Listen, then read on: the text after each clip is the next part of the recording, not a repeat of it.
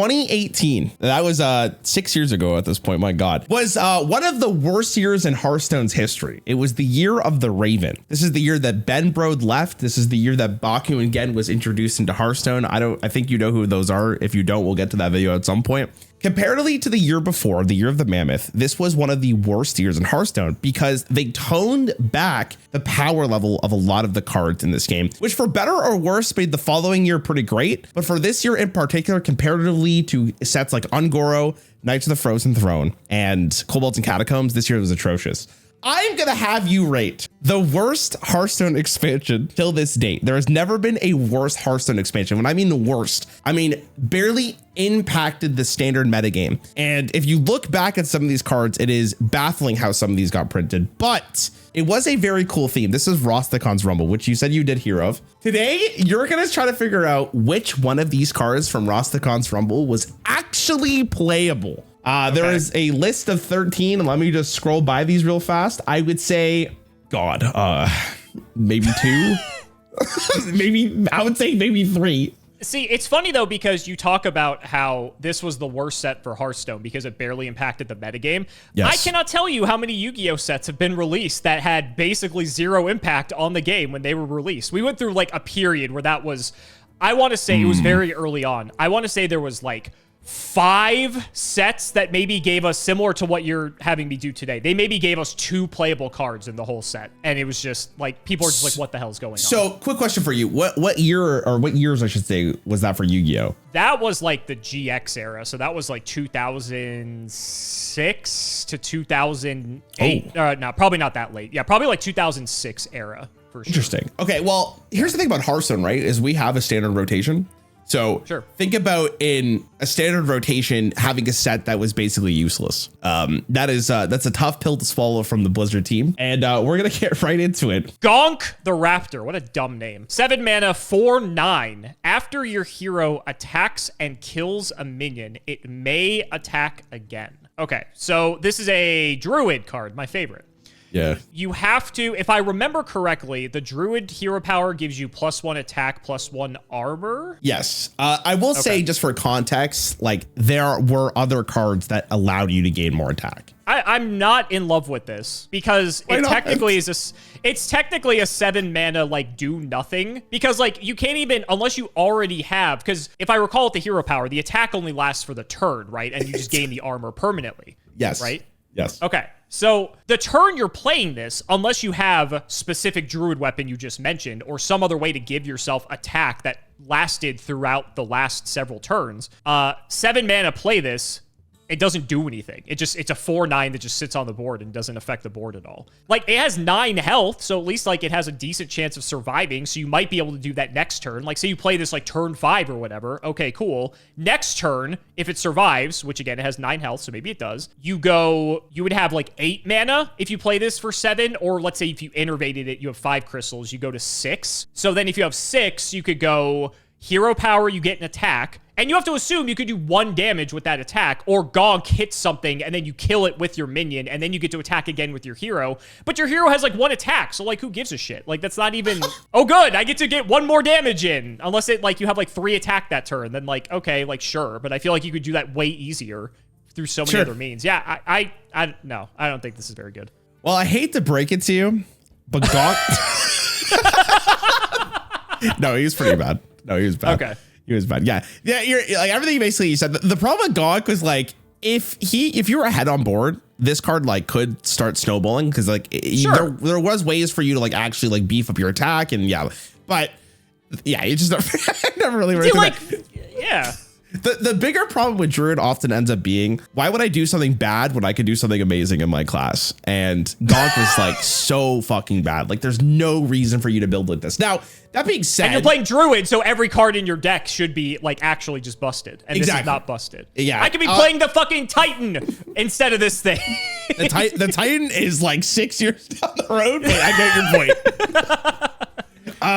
point. Druid just is like really, really good during those years. So like it's tough to imagine a world where Gonk was actually playable. There is like a really fun interaction with this, which is like, if you have 2 Gonks on board, your hero gets to attack twice per minion you killed.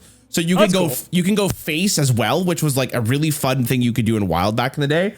But yeah, this card was awful. Hali The Lynx. Did I say that right? Hali. Yep. You are correct. 5 mana, 3/2 beast. Battlecry. Fill your hand with 1/1 lynxes that have rush. Okay, and so rush, again to clarify, is only minion. It's not face. Yes, only minion.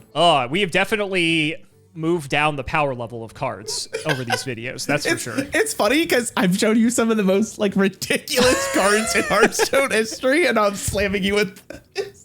It'll be funny when we get to the videos where we're each showing each other the worst Hearthstone cards or the worst Yu-Gi-Oh cards imaginable. And the other person's like, damn, this card's good. And it's like literally never seen play ever. That's going to be a fun time. This is what this video is. This is literally what that video is. I can't. If you could pinpoint like the 3 cards in this entire video that were actually playable, I'd be very surprised. I mean, you could have like discover effects or things. So I'm thinking like how many lynxes are you actually going to throw in your hand with this? And it's like probably like 4 minimum if it's turn 5, unless you're just drawing and passing for 4 turns, which seems like the opposite of what Hunter does. I mean, you could just hero power 4 turns. That seems awful.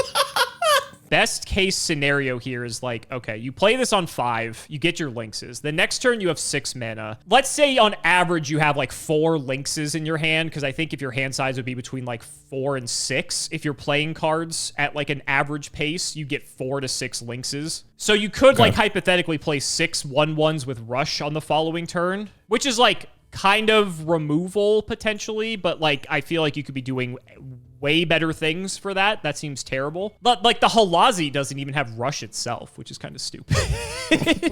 You'd think like this would at least have rush. And it's a 3/2 for 5. That's, oh my God, what were they thinking with some of these? Yeah, I'm not seeing it with this one. Okay, I'm not seeing it. I just want to say it's very funny, like knowing you have to rate them, like to find the good ones, and you know these cards are bad. It's funny to hear like the response to these. Like it is, it's making me laugh the whole time. Halsey's interesting. Like it's one of the few cards that was probably not great during Rumble, but it ended up actually seeing somewhat play for a different card that was released 2 expansions later. So there was a Hunter quest that said if you summon 20 minions, your hero powers change to give your minions +2 attack. So it ended up being okay, sure. Yeah. So if you leave the lynxes on board, like they're a constant threat, and that was like a good reload mechanic and also give you more minions to summon. But Halsey never really found like a great spot to be in until that moment. Was it a bad card? Like, is it anywhere close to Gonk? No. Like people did play this card, but like I wouldn't call it one of the better Loas. It was just a okay card. Boy, the names. Janalai? Janalai? Okay. The Dragonhawk. 7 mana 4/4 beast. Battlecry. If your hero power dealt 8 damage this game, summon Ragnaros. Ragnaros is, I think I know that guy. Isn't that the 8/8 that does 8? Isn't that what that is? Yeah, you're right. Yeah. Holy shit. Yeah.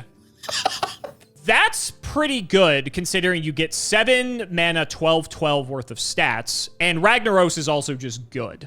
The biggest problem here that I see is the fact that you have to deal 8 damage with your hero power, and Mage only deals 1 damage with its hero power per turn. I don't even recall if Mage has things that buff its hero power. Do I get any clues for that? Well, it's funny that you ask because they did print cards for it. Hold on.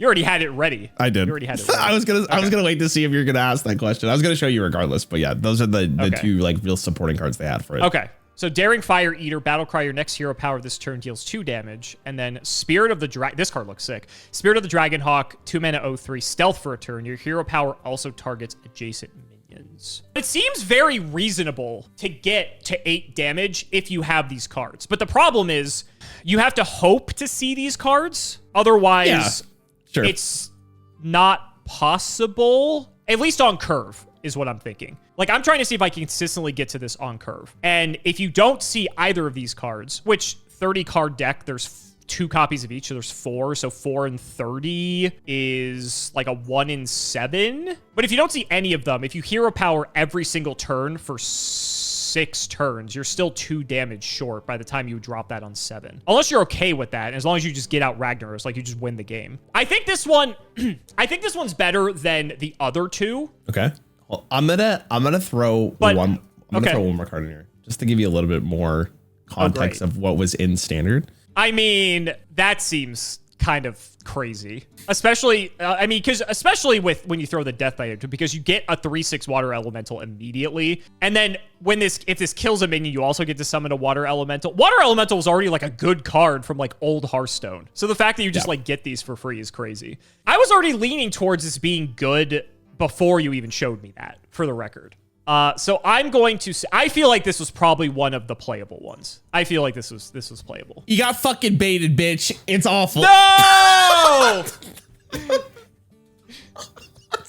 Okay, tell me how this is it, like I said, is it just you can't do it consistently enough? So, like, here's the problem is you're spending 2 mana, like, virtually on a turn to use your hero power, right? Which, in this current time of Hearthstone, isn't the greatest. Like, you don't want to be doing that unless, obviously, you play Frostless Jaina.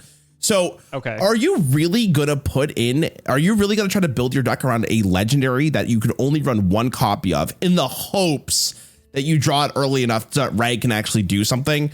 Probably not. Like, especially because since I played old Hearthstone, like, I remember, like, there would just be times where just playing very slow mage where you're just, like, pinging a turn and just, like, playing a thing that was, like, defensible. And that was like kind of just the way the older like some of the older mage decks played. So I think looking at it that way, and it's like, oh, there are some of these cards to support it. But no, I mean, what you said makes sense. I just think, like, I think the biggest part of it for me was thinking Rag was being out of rotation was like, that was like the reason to play this card. It's like, oh, sick. I have this way to get back to like one of Hearthstone's like arguably best cards. Oh, 25. That's huge. All right. Shirvala the Tiger. It's kind of a cool first name, and then it's just the Tiger. I thought it'd be something cooler than that. All right. 25/7/5 beast with Divine Shield, Rush, and Lifesteal. Costs 1 less mana for each mana you've spent on spells. Okay, so hypothetically, if I've spent... Oh, God. That's a lot. Okay. And it has to be spells, and this is Paladin? Paladin plays spells, but Paladin's obviously very, like, minion-focused, too. Yeah, I will say, like... I feel like if this was in, like, Mage, this would be insane. It still might be insane for Paladin, but just any class that's, like, way more spell-focused, I feel like this would be way more insane, potentially. Yeah, okay, fair. I get what you mean. You need to at least cast 15 mana worth just to get this to a point where you could actually play it. So clearly you'd want to play more than that. You obviously want to play this for free. Like, if you can cast 25 mana worth of spells and just drop a 0 mana 7/5 with Divine Shield, Rush, and Lifesteal, that seems pretty damn good. And if I've learned anything from doing these videos with you, things that have, like, mana reduction abilities usually get, like, errated or banned in some instances. Paladin doesn't usually have, like, super expensive spells. I feel like they're usually expensive minions. Like, I feel like the most I've seen a Paladin spell cost is, like, 5 or 6, maybe. Okay. From what I can recall. And I think that was like summon, like, isn't there some Paladin spell that's like 5 mana, summon 5 1/1s or something? Yes, there is. I think at that point that was rotated out though. Also, if you draw this like in your opening hand, like this card is just like awful. This is going to do nothing for you. And like that could be one of those instances where it's like you just lose the game because you have this and your other 2 cards are just like not very good. And you're like, fuck, I wish this was like any other card in my deck besides this. But Hearthstone games can potentially go long enough for, like, you to possibly realize this. But, like, could you just be doing better things by that point? I don't know. I don't think it's consistent enough. That's what I'm going to say. So I'm going to go with that it's not very good. Okay. This one's actually kind of a roller coaster here. Okay. The deck that you're thinking about didn't really, like, work out. Okay. It's not like Shirval's a bad card. It's just more like, it doesn't really win you the game unless your opponent just has, like, 1 big minion. That's your swing. There was a deck from Rise of Shadows onwards because they needed a card called Baleful Banker that shuffles a copy of a minion back into your deck. And the reason why that is relevant is because in Classic, Paladin has this card. Draw a card and deal damage equal to its cost. So you might think at first glance it's whatever its cost reduction is, but it actually sends 25 damage to whatever you point it at. And that's insane. What the deck would do is go through. You would draw as fast as you possibly could. You would, fight for the board because Paladin has a lot of board clears. Even if Shirvala didn't cost 0, let's say it costs 3, as long as you can play it, shuffle it back into your deck, and then play Holy Wrath and put it at your opponent's face, you probably won that game because there was not enough. That's hilarious. Yeah, it is. one of my favorite decks of all time. And I'm not underselling this when I say this. This was played in Pro. It was a very good deck throughout its entire year after Rise of Shadows was introduced. And then on top of that, later they got another card that got another copy of Shivala, so you could do it again. It was a very good way to OTK your opponent because it costs 25 mana. And that is why Shivala was playable.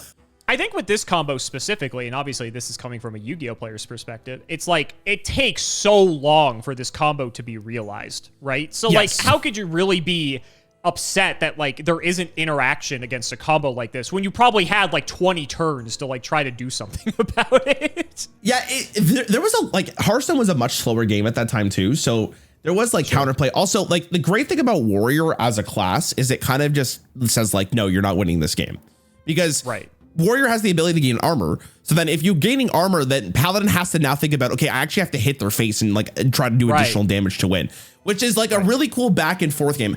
I could go on about this deck. I fucking loved it. I thought it was so fun to play with and against. I thought it was a really well designed thing. But yeah, Shivala was like, she was fine when she was introduced in Rostagon's Rumble, but that really made like a meta defining archetype when Baleful Banker came into the Yeah, really, really cool card.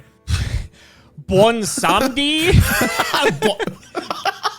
Bonsamdi? Bonsamdi? Okay. Yeah. The Dead. 7 mana, 7/7. Battlecry, draw 1-cost minions from your deck until your hand is full. If you have 1 costs in your deck, or if you run out of 1 cost, let's say you just don't draw anything. You do not draw anything. I'm going to give you one supporting card here. Spirit of the Dead, 1 mana, 0/3, stealth for 1 turn. It seems like they did a lot of stealth for 1 turns later on.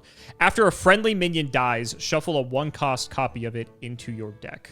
It's kind of cool. So what? You go like Spirit of the Dead, and then Spirit of the Dead when you actually like want your stuff to die. Let's say it's like turn 3, turn 4, or something like that. Maybe even turn 5, right? You go summon Spirit of the Dead. Let's say you had some minions up from the previous turn. You crash them into your opponent's stuff. They get shuffled into the deck as 1-cost things. So then on turn 7, you get to draw a bunch of them back. But then they could be like, they're like cheated versions of them. That seems pretty good. This seems like a combo card too. Like it seems like there'd be like something you would want to like 2 pieces or like 3 cards that you would want to die to shuffle them back into the deck so that when you play this on 7, you just bring them all to your hand and it does some like crazy thing because they're all discounted. The stats are also just like good on this card too. I mean, 7 mana, 7/7, it's like fine. I'd agree with that. I mean, it gives you a ton of card advantage if you shuffle back like a million things. Like if the Spirit of the Dead doesn't get answered and then you have this and then like you drop this, you draw like 4 or 5 things and they're 1 cost too. That seems really good. I guess it just depends on like the quality of the minions themselves. But even then, even if you're shuffling back like bigger stuff, like if you're shuffling back like 4, 5, 6 drops, this is cool. This is a cool card. Yeah, I think this saw play. If this is bad, that kind of sucks. I think this is a really cool card. So I'll say it's good. Okay, so Bonsamdi was a really bad card. That sucks. In the set it was released in. Okay. This card did actually see play in a meta-defining deck in Savers of Uldum, but not because of count? I will give it to you. Yes. All right. Not for the reason of Spirit of the Dead though. So Spirit of the Dead was actually like a really cool like idea.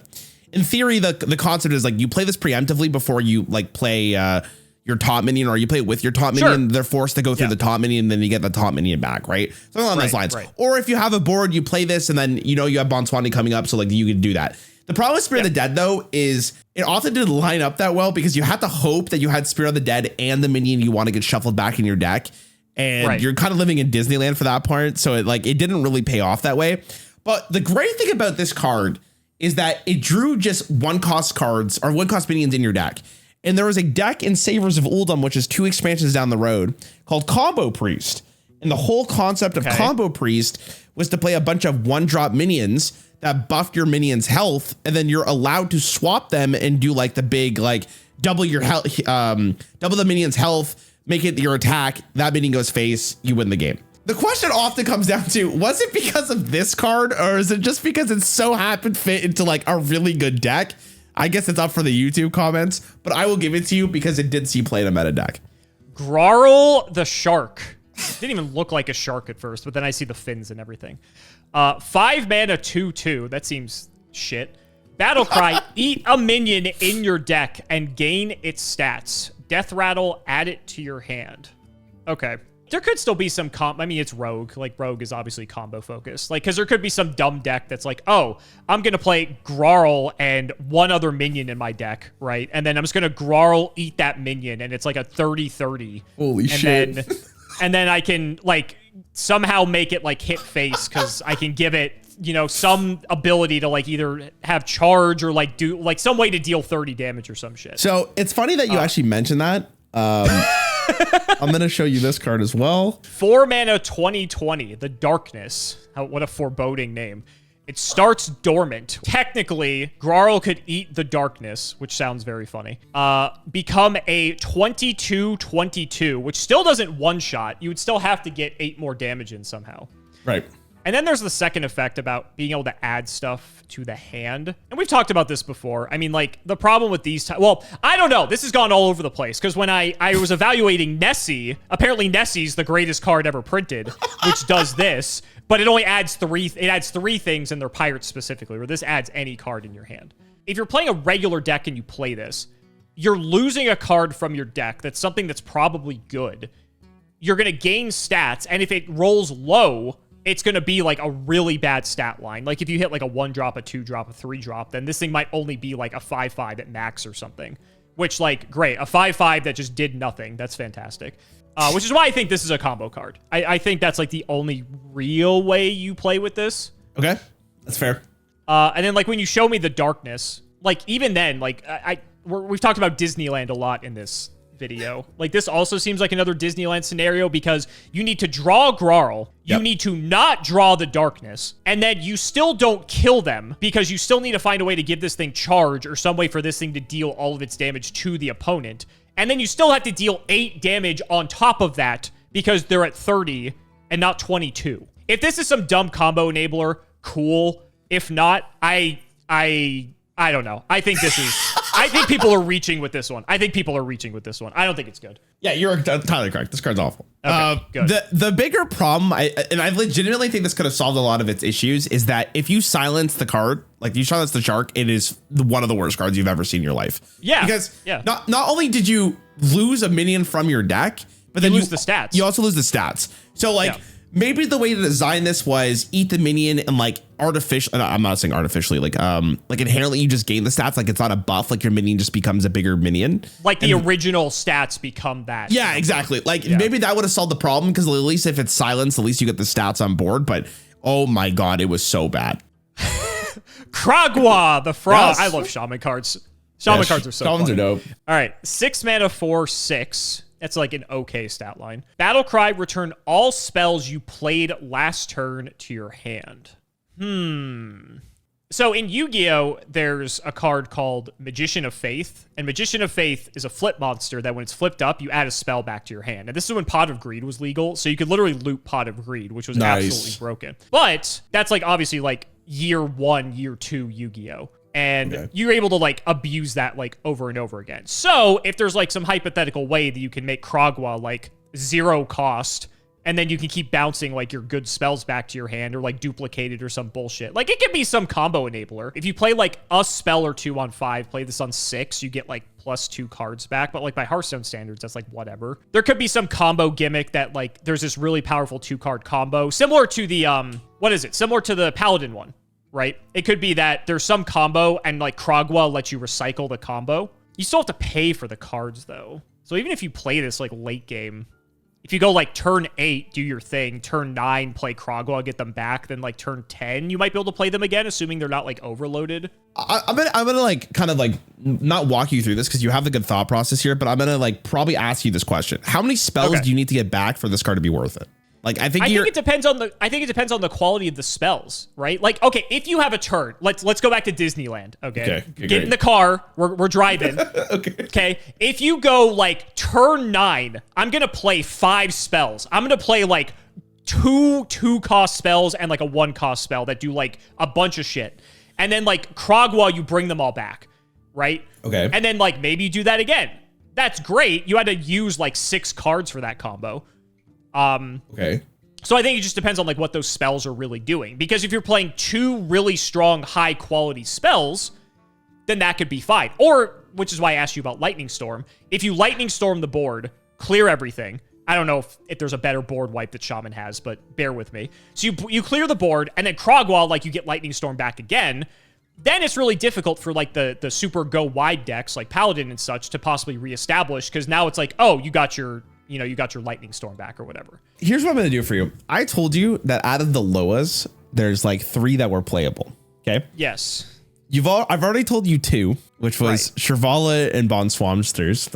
Are we gonna go to the rest of them, and then I can at least see I was gonna say what else we're working with? before you give me your guess, let me show you the other 2, and then you can give me your guess. Okay, let me show you Warlock. That's fair. Herk the Bat, 8 mana, 1/1. Battlecry, fill your board with copies of this minion. So it's an 8 mana 7/7 worth of stats. Yeah. So before you're like, what the hell is this? Let me give you some supporting cards here, so it doesn't just look like it's the worst piece of shit on the planet. Hold on. Because I know Hearthstone has stuff to like buff cards in hand, right? After a friendly minion dies, give a minion in your hand +1/+1. Okay. Hold on. I'm giving you more. You're just giving me more bait. No, I'm just giving you like, because obviously the bait and tackle store is open, everyone. Imagine I gave you an 8 mana 1/1 and I said, is this card good? I feel like that's not really helping that guy's case at all. Destroy a friendly minion, give your minions +1/+1. Okay. The Disneyland thing I think is real in this set, because the problem with this is that, okay, so like Grim Rally, if you have Grim Rally plus Herk, Soul Infusion, give the leftmost minion in your hand +2/+2. The problem I see is that you need so many things to go right for this to work. Because let's say you go Herk and you just go Grim Rally. You have 7 guys, so you pop 1 to give everything else +2/+2. Which none of these things have like rush or charge or anything. So you still have to wait a whole turn. So you're summoning a bunch of 1/1s that do nothing. Okay, show me the other one. Okay, yeah. You said I get to see all 3. You said I get to see all 3. As you can probably guess, Hali The Bat is not really in the competition here. He is kind of just okay, good. I was like, can it get worse than this? Because I'd be interested to see. That might be one of the worst cards ever in this game, if I'm gonna be honest. Okay, sorry. Okay, Hali The Rhino. This card looks cool. Rhinos are cool. I like Rhinos. 8 mana 5/5 with Rush, Overkill. Draw a Rush minion from your deck. Give it +5/+5. I'm gonna try to guess. Does Overkill mean if you deal more damage than its health? Yeah, but you have to kill it. You have to kill it. You have to kill it. Sure. Actually, I like that mechanic. I don't know why I said that, because obviously if you do more damage than its health, it dies. But I'm just if it has like some like immune effect or like divine shield or something. Sure. Yeah. Okay. Yeah. That you know what? You're so right. You're so right. Divine shield. Yeah, you're so right. This costs 8. Ugh. I mean, if this was like a 5 mana 5/5, I feel like this would be way better. But 8? I feel like there's way better stuff. Yeah, but you get a rush minion with +5/+5. So like it's almost like an 8 mana 10/10 if you think about it, right? But you also have to kill one of your opponent's minions. That's also true. Yes, I know. Like, I know you want to drop this, and then ideally the best case scenario, which I seem to be saying a lot in this episode, but the best case scenario is your opponent has something that you can kill with this that has 4 or less health, unless there's like buffs involved, whatever. Right. But the concept, like, I guess you really, this is a good like question, is like, how good do you think the Overkill keyword truly is? That's what this card comes down to. Sure. Well, it's better than Herk the Bat, I can tell you that. No, but hold on. Imagine you're going against a Warlock and they play Herk the Bat, and then you play a Kali into their bat. Is it like... Well, you were going to win that game anyway, so it doesn't matter that you're playing a Kali. So the question comes down to... Yeah, is it a Kali or is it the frog? Yes, Kali the frog. Going based off vibes, I just like the frog better just because it's the frog. I mean, I like Rhinos too, but he looks so funny. Kagwa looks so funny. Yeah, he's fucking amazing.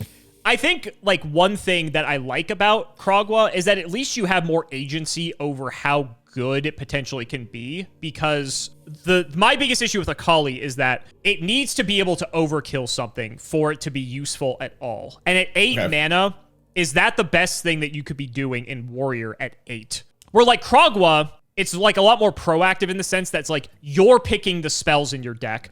You're picking like when to use Kagwa to get those spells back. So it's like flexible that way. Where if your opponent doesn't have something for you to overkill, Akali just like is an 8-mana 5/5. And then you're just like, why am I playing this card? Like I could be doing 5 other things than actually playing this worthless Rhino that looks really cool. So based off that, I will happily be wrong here. And I will say that I think Kagwa is better than Akali. All right, let's go through the 3 of them here. Let's start off with Herk, the GOAT. Arguably the worst card I've ever seen in my life. It's still funny looking back on it. What were they thinking with this? Great question. Great question. Couldn't answer that question at all. It is.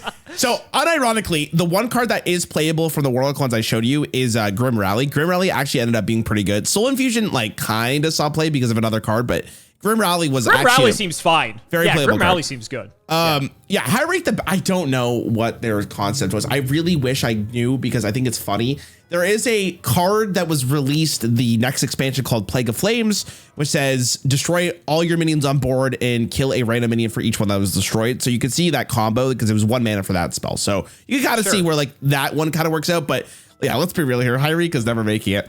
Akali. Okay, so Akali had potential and it was like somewhat played, but the biggest problem is overkill. Now, this is like a different discussion, but the overkill keyword is pretty bad because if your entire basis of a card is overkilling a minion, that means if there's no minion or a minion you can't overkill, the card is fucking awful. It's awful. Yeah.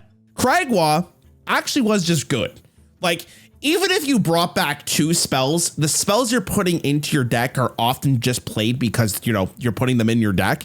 So right, it just like ended Hex or, you know, yeah, just it anything like that. It just ended up being good. Like, that's the great thing about Kagwa. It's like the worst case scenario is you're playing a 6-mana 4/6 with no spells.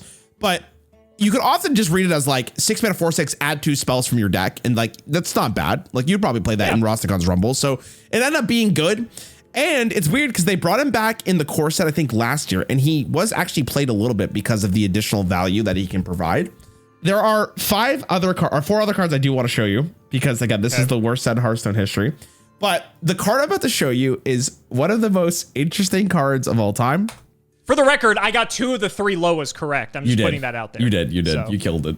Hakar the Soul Flayer. That's a sick name. 10 mana, 9/6. Okay, Death Rattle, shuffle a Corrupted Blood into each player's decks. Okay, you already have it ready to send. What is a Corrupted Blood? Thank you. Right on cue. Corrupted Blood is a 1-cost shadow spell that says, casts when drawn. Take 3 damage.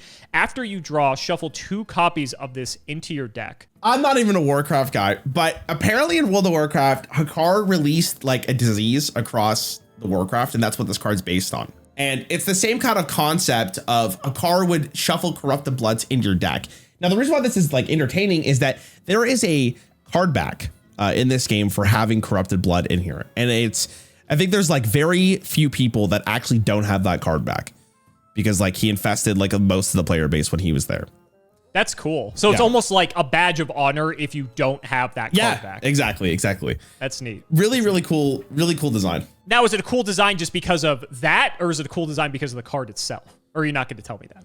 Well, me personally, it's one of my favorite cards, but I'm not going to tell you whether or not that's good or not. Sure. Because favorite cards can still be bad. Yes. They don't have to be good. So like if you're playing, I remember like Fatigue Warrior. I remember that being a thing. If you're playing like a Fatigue Warrior deck, I could see something like this being good, right? Because like you're always going to plan to win the long game in that regard. But at the same time, like there are also other cards I think that like Fatigue Warrior played that were like similar to this, but like just not this exactly. And then like it's one of those instances where it's like, okay, it's a 10 mana 9/6. You play this and then they silence it and then you just wasted your whole life and you quit the game. So then it just does nothing. I feel like unless there's some gimmicky way to like play this in a, like to cheat this out, to like play it in a certain deck that's made to play the super mega long game that can like make sure that it's always going to win if this is like one of its win conditions, that's the only way I see this really being playable. Like because like if you're playing aggro, you're never going to get to like turn 10 most of the time. So like you're never going to get to some. Yeah, I don't think this is good. I'll happily be wrong. I don't think this is good. So this card, okay, I think your ideology of how this card would be playing out is correctly. Like it is a card that you would put into your deck as late game assurance against another deck. Now, sure. The thing about this year in particular is the power. Everything was so bad. Yes, the power level was really bad that this actually saw some play. Now, was That's it insane. Meta defining? No, but there were cards that like actually. Corrupted Blood isn't great, but there are ways for you to transform your deck so you never have to deal with it. And then you just wait till your opponent like loses the game. Was it actually a real win condition majority of the time? Probably not. The game was probably over before that decided it. But you would lose. Sometimes you would lose games to this card just because of the fact that like they were hard control, waiting for you to draw your Corrupted Bloods. But the bigger thing about this card is if you're like a mid range or you're drawing more often than like your opponent, or like me playing the card, that means your deck is thinner, which means you're more likely to draw the Corrupted Bloods. And if you draw one, it is infinitely worse, right? Because then it doubles, right? And then it only gets exponential. So like it is really, really bad to draw it early. And like sometimes that's just what you would play for. But again, the problem with this card is it's 10 mana. If it was 9 mana, I think you could really cook with this card. I'm going to tell you out of the next 3 cards, because I'm only going to show you 3 more. Actually, you know what? Just to speed things up a little bit, I will show you all 3 cards at once. Tell me which one you think is the best one. Okay. Revenge of the Wild, 2-cost Hunter spell. Summon your beasts that died this turn. Gurubashi Offering, 1 mana neutral. At the start of your turn, destroy this and gain 8 armor. Interesting. And then Timeout, 3 mana Paladin spell. Your hero is immune until your next turn. It's funny we talked about Ice Block, because here it is again. The difference is, though, it doesn't proc. Like, your opponent knows about it. So that's a huge difference between Ice Block. So between the 3 of these, which is the best? That's what I have to figure out. Yeah, you could also say which one you think is the worst. Well, I mean, there's only 3, so I could go like best, middle, worst. Okay, unless sure. there's like 2 that are clearly the like worse than the others. Well, we'll see what you think. One of them is good, correct? One of them is good. Okay. Like Timeout seems. I'll start there just because that one obviously has an analog with Ice Block. Even though your opponent knows about it, Timeout is still, in a sense, I don't want to say it's like a turn skip, but it's like it is a card. So there's a card in Yu-Gi-Oh! Called One Day of Peace, and that's what this reminds me of. One Day of Peace says both players draw a card, and neither player takes damage until the start of your next turn. So it's essentially like what this card is. And that card is actually really good for like super like heavy control decks or like Exodia decks, funny enough, because it gives them a free turn to like get the Exodia pieces. If you just need 1 turn to set up your Paladin combo to kill them, like with the previous card that you showed me before, then Timeout is fine because you're not going to die. So I actually think there's a lot of value to that card. Gurubashi Offering. So I'm assuming a card that gives you 8 armor for 1 mana is insane, considering that your hero power gives you 2 for 2. Very good card. So, like, I would assume your ideal play with this is you play this on turn 1, and your opponent just doesn't have something that they can use to kill this, because then on turn 2, this pops and you gain the 8 armor. Yep. But later, this card probably gets way worse, because the boards are probably already established. Things have more than 2 health. Things probably have rush. And then Revenge of the Wild, summon your beasts that died this turn. So this is like the frog, but for beasts specifically. Well, it's slightly different because they will be on board. They're not added to your hand. Oh, that's true, because the spell goes back to your hand. It's not like it's recasting it. If you're playing like a really aggressive deck that has like a lot of rush and charge minions, that could be pretty good, because you could like send everything into your opponent's board and then you just play this and bring everything back. I can't wait to be wrong. I think the Offering is probably the worst of the 3 here. So I'm between Timeout and Revenge of the Wild. Like I said, like if you're trying to do that stupid dumbass Paladin combo, like Timeout actually seems really good, because that gives you another turn to buy it. Revenge of the Wild also just seems fine too, but the only problem with that is you need to have beasts, and the beasts need to die in order for you to resummon them. And not that you can't set that up. Like obviously that's not difficult to do. But it is a bit situational in that regard. I am going to go with the unpopular opinion. I think Timeout's actually the best of the three here. I actually think I like it. Okay, so let's talk about in order. Gurabashi Offering is also one of the worst cards ever made in this game. I was waiting for a story for this. I'm like, there's no way. I was trying really hard to hold back my laughter as you're trying to figure out like why this card would be good. And like, even if you got it on turn 1, and you're going first, your opponent has no way to interact with this. Are you really caring that much about 8 armor? 8 armor, woo! So it ends up being like this card that you're like, why are you putting this into your deck? And it's very funny. And it's an epic. It's an epic. Why is it an epic? That really tells you what this set, or how powerful this set was, just for the record. Like, I think it's a really good indication. Now. Okay, so I got the worst one. You got the worst one. We'll start with Revenge of the Wild. Revenge of the Wild ended up being one of the most hyped cards of the set, because if you really think about it, this card is insane. If you're on Hunter's super aggressive, they're super mid-rangey. So if you're ahead on board, you can trade into your opponent's board, develop your board again. Then your opponent's like, oh god, what do I do? Yeah, this card ended up being really bad, which is very shocking. Yes. So I'm glad you remembered the Shirvala deck, because it's exactly what this deck was for. The reason why Shirvala ended up being so powerful is because you have a card that says, no, dude, I'm not taking any damage this turn. Yep. And that is insane how powerful that card is. And it's funny because you're talking about Ice Block, right? The great thing about Ice Block is that you have the assurance of it being a secret, so your opponent has to proc it, but your opponent can interact with secrets. Sure. They can't interact with Timeout unless they preemptively play a card that says your spells cost more. But I think at that time, I'm trying to remember, I don't think there was a card that interacted with this. So like, or they play like their own secret like objection or whatever that can like counter it potentially. Yeah, like you get, but for the most part, Timeout was basically 3 mana, I get a free turn. And it's really great because Ice Block, the one downside of it was, other than like you can interact with it, is your opponent can kind of like min-max your health. So not only did they have to have the second Ice Block, they also have to answer your board. Where Timeout was like, okay, I spend my mana on Timeout, I can move on, do the rest, spend my rest of my mana on other stuff and still win the game. Like it is probably one of the best cards Paladin has ever received. And it's shocking it comes from a set that is as ass as this one. And I don't know if Shirvala Paladin was the reason why this card was very good. Like I think in a vacuum, it's just very good, but because just of any combo Paladin deck though.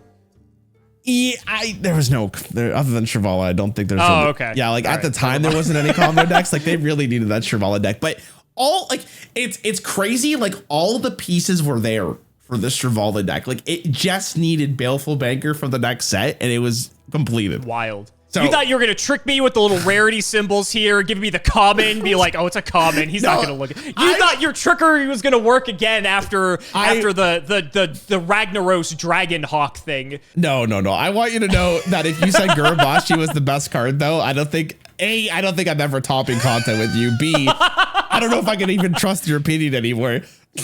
So, like, I was really open. But yeah, that is the worst set in Hearthstone. I think this might be my best video with you. I think the only thing I really got wrong was the Paladin Legendary. I think everything else I was actually pretty dead on with.